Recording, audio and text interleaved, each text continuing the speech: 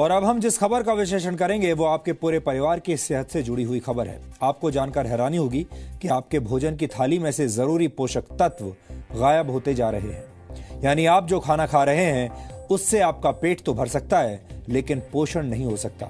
National institute of nutrition ने इसी वर्ष एक फूड कॉम्पोजिशन टेबल तैयार किया है, जिसके आधार पर इंडियन डायटिक एसोसिएशन यानी आईडीए ने भारतीय थाली से जुड़ा एक रिसर्च किया। इस रिसर्च के मुताबिक पिछले 30 वर्षों से भारतीय भोजन की ताकत और उसके पोषक तत्व लगातार कम हो रहे हैं। आपने अक्सर बड़े बुजुर्गों को यह कहते हुए सुना होगा कि पुराने जमाने में भोजन की बात ही कुछ और हुआ करती थी। हर चीज शुद्ध होती थी और आपका खाना शरीर को लगता था। बड़े बुजुर्गों की यह बात अब सच साबित हो रही है। आईडीए का रिसर्च इस बात को भी साबित करता है कि 30 वर्ष पहले खाने में शुद्धता की गारंटी आज के मुकाबले कहीं ज्यादा थी। आईडीए के मुताबिक गेहूं में 9% कार्बोहाइड्रेट कम हो चुका है। इसके अलावा बाजरे में 8.5% कार्बोहाइड्रेट कम पाया गया है।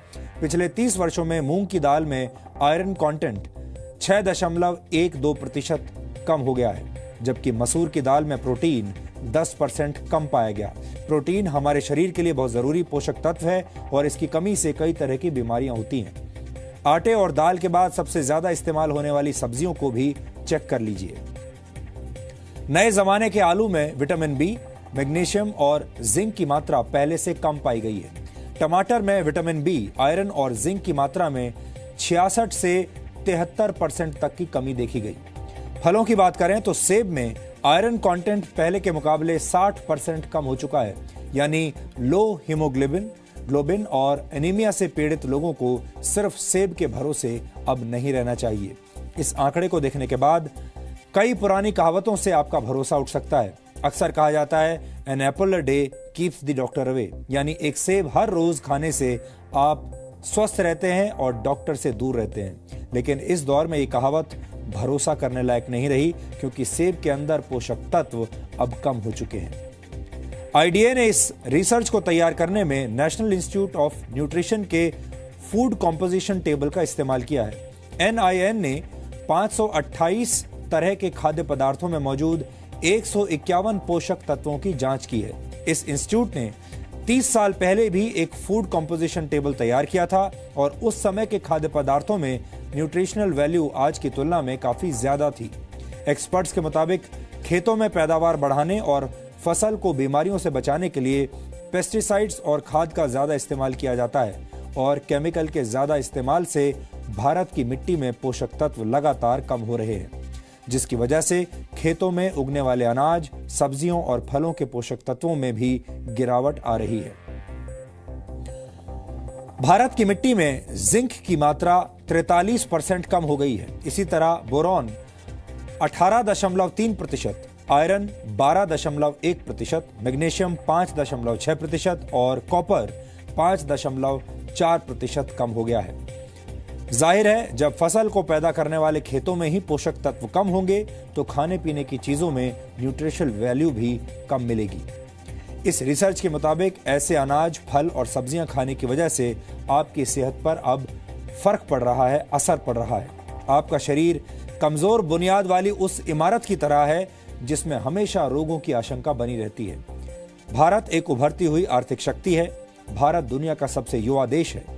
एनएसएसओ के मुताबिक भारत की कुल जनसंख्या में 47 करोड़ से भी ज्यादा लोग कामकाजी हैं, लेकिन भारत धीरे धीरे बीमार और थके हुए लोगों का देश बनता जा रहा है।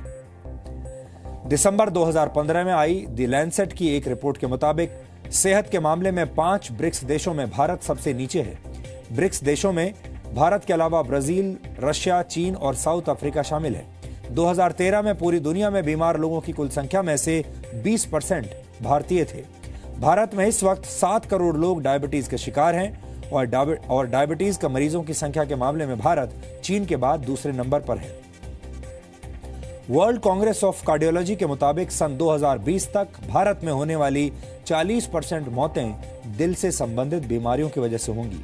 भारत में हर 10 में से एक व्यक्ति किडनी की बीमारी से पीड़ित है और ज्यादातर लोगों को इसका पता तब चलता है जब उनकी किडनी 60% तक बेकार हो चुकी होती है। ये सारी बातें सुनकर आप चिंतित जरूर हो रहे होंगे। आप सोच रहे होंगे कि एक तरफ भारत के लोग बीमार हो रहे हैं और दूसरी तरफ हमारे भोजन के अंदर मौजूद पोषक तत्व भी कम हो रहे हैं। ये एक तरह से दोहरी मार है। लेकिन इस विषय पर हमारा आज का वीडियो विश्लेषण देखने के बाद आपको थोड़ा लाभ जरूर मिलेगा और आप ये समझ जाएंगे कि मौजूदा दौर में शरीर में पोषक तत्वों की कमी को कैसे पूरा किया जा सकता है। हर वो चीज जो चमकती है सोना हो ये जरूरी नहीं है। आपकी खाने की थाली पोषक तत्वों के मामले में आपको धोखा दे रही है तो ये भी हो सकता है कि चमकता हुआ टमाटर, चमकती हुई सब्जियां भी आपकी सेहत पर भारी पड़ रही हों। वैज्ञानिक चेतावनी दे रहे हैं कि मार्केट में अगर आपको टमाटर ज्यादा चमकता हुआ नजर आए तो बहुत मुमकिन है कि ये हाइब्रिड फार्मिंग के नाम पर केमिकल्स और आर्टिफिशियल वैक्स की देन हो। इनसे भी दूर रहने में भलाई है। रीजंस हैं, एक तो हम जिस तरह का एग्रीकल्चर करते हैं, जिस तरह की टेक्निक्स यूज़ करते हैं, बहुत इंटेंसिव है, तो probably there is not enough time for uptake जिसमें कि सारे न्यूट्रिएंट्स वहाँ पे एब्जॉर्ब हों। तो इंटेंसिव एग्रीकल्चर जो हो रहा है उसकी वजह से, और दूसरा जो कार्बन डाइऑक्साइड एमिट हो रहा है एटमॉस्फेयर में, जो अब बहुत बढ़ गया है, एमिशंस बढ़ गए हैं, वो एक रीज़न है that is affecting nutrient composition. ये सब सवाल खड़े हुए हैं इंडियन डायटेटिक एसोसिएशन के आकलन से। दरअसल नेशनल इंस्टीट्यूट ऑफ न्यूट्रिशन ने 2017 के लिए फूड कॉम्पोजिशन टेबल जारी किया है। ये टेबल हमारे देश में अनाज, फल, सब्जी, इन सब में पोषक तत्वों की मात्रा का सूचकांक है। यानी एक रोटी में कितनी कैलोरी, दाल में कितना प्रोटीन और फलों में कितना विटामिन पाया जाता है, इन सब को जांचने का आधार यही आंकड़े हैं। नेशनल इंस्टीट्यूट ऑफ न्यूट्रिशन ने इससे 30 साल पहले ऐसा एक टेबल जारी किया था। इंडियन डायटेटिक एसोसिएशन ने जब 30 सालों में आए अंतर का आकलन किया तो पाया कि खाने से पोषक तत्व यानी न्यूट्रिएंट्स गायब हो रहे हैं।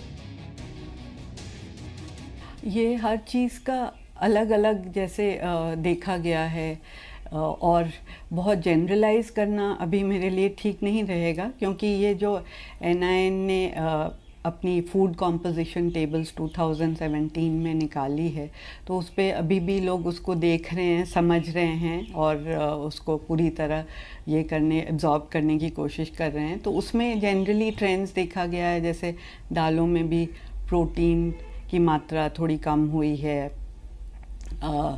कुछ कहीं कहीं जैसे आयरन की मात्रा की कुछ चीज़ों में कम हुई है, अंडे वगैरह में भी प्रोटीन कम हुआ है। यानी ऐसा हो सकता है कि सब्जी, सलाद, चावल, रोटी और फल से भरपूर होने के बाद भी आपकी थाली आपको सेहत के लिहाज से भूखा ही मार रही हो। आपका पेट तो भर रहा हो लेकिन सेहत वाली जरूरत आधी ही रह जाए। एक स्वस्थ पुरुष को पूरे दिन में 2320 कैलोरी की जरूरत होती है, जबकि एक महिला को 1900 कैलोरी की जरूरत होती है। ये जरूरत खाने में शामिल रोटी, सब्जी, दाल, सलाद और फलों से पूरी हो सकती है। एक पुरुष को दिन भर में 60 ग्राम और महिला को 55 ग्राम प्रोटीन की जरूरत होती है। इसके अलावा कैल्शियम की जरूरत 600 मिलीग्राम होती है, जबकि महिलाओं को पुरुषों की तुलना में ज्यादा आयरन की जरूरत होती है। एक महिला को पूरे दिन में 21 मिलीग्राम आयरन की जरूरत होती है, जबकि पुरुष को 17 मिलीग्राम आयरन की। लेकिन अगर अब आप ये सोचकर कंफ्यूज हो रहे हैं कि आपको कैसे पता चलेगा कि जो खाया वो तन के साथ साथ मन को यानी सेहत को भी लगा या नहीं लगा, तो जानकार ये सलाह देते हैं कि अपने खाने में सेहतमंद चीजों की वैरायटी लाएं। वैरायटी डाइट में लेनी चाहिए। जैसे प्रोटीन में स्प्राउट्स हैं, या प्रोटीन में जैसे पनीर है या सोया है, तो सिर्फ दाल पे ना डिपेंड करके साथ में आप कोई सोया या कोई पनीर ऐड करेंगे तो उसमें एक तो डिफरेंट काइंड ऑफ प्रोटीन मिलेगा और एक थोड़ा सा वैरायटी मिलेगी आपको, और न्यूट्रिशनल वैल्यू आपकी कॉम्पनसेट हो जाएगी।